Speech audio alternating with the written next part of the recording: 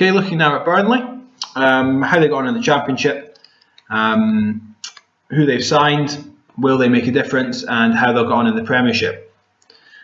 So Burnley were probably the surprise team of the Championship last year. There always seems to be one. Previously it's been Crystal Palace, Blackpool. Last year was Burnley. They overcame some much bigger rivals, bigger clubs to get that second promotion spot. And on paper, their squad looked surprisingly weak, but they did very well. And a lot of that has to go down to the manager, Sean Dyche, who is one of the most highly regarded young managers in the game.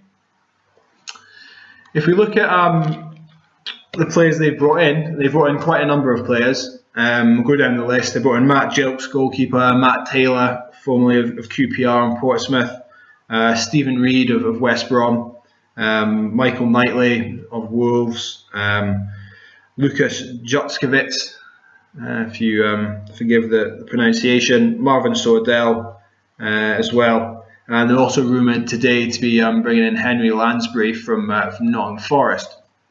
So they have invested heavily in terms of personnel, if not money. And looking at those players, Stephen Reid, Matt Taylor, they've been there, they've done it in the Premiership. They know exactly what's required. I don't know if it adds significantly to the quality of the squad, but I mean certainly they'll need a bigger squad to compete in the Premiership anyway. And so they've certainly done that.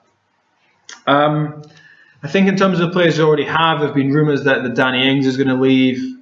He was magnificent last season. Him and Sam Vogel struck up an outstandingly good partnership up front. And those two will have to remain in place and keep that understanding.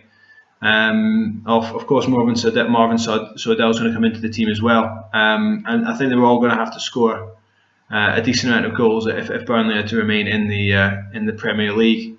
And it's not going to be a one-season job like it was when Owen Coyle brought them up in 2009, 2010.